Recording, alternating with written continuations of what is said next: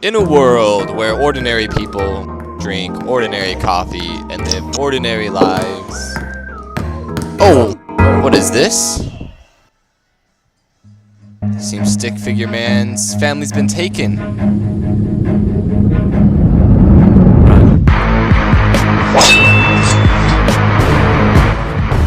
Craft your weapon. Infiltrate the lair. Take down the enemy and save your family. Ultimate Ninja Warrior 2019.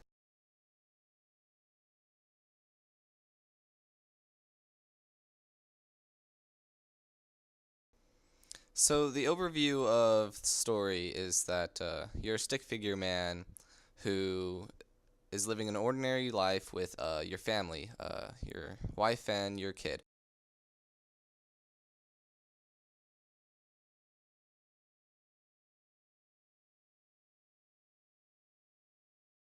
One day, you wake up after being drugged, and you find a note in which what is described as somebody from your past has taken your family, and they're basically wanting you to come and get them. So what happens in the game is the stick figure man, who was a ninja in his past, he's going to build weapons, and he's going to fight enemies until he gets to the final boss, which is the person in charge of taking his family, and he must defeat that guy to reclaim his family. So what we have on the storyboard is you're with family enjoying life. The stick figure goons come and steal the family. They find the note from the kidnappers who stole family.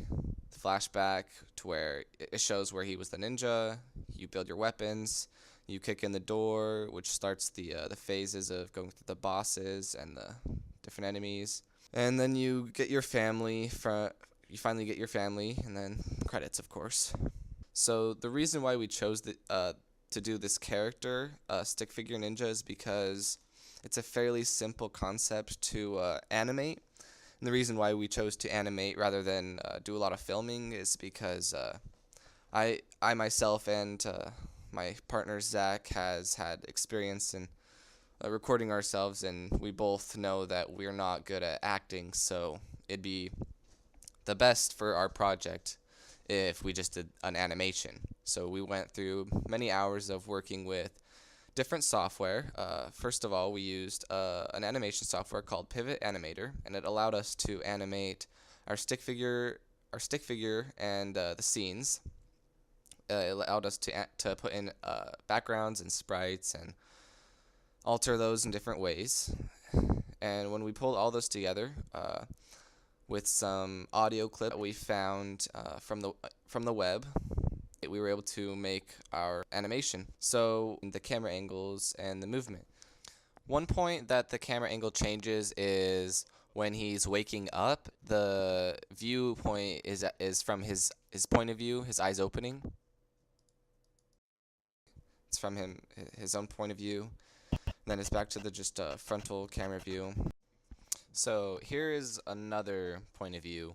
It's similar to the other one, but in this one it zooms into his face, or into his thoughts really. It's a flashback back to his past life as a ninja.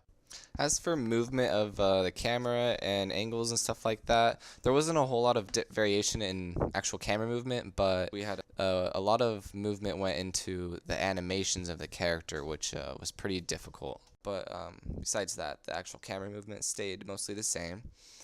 The dialogue, I chose to narrate some kind of heavy, cliche background narration to build kind of an excitement behind the game. The sound effects, there were a lot of sound effects.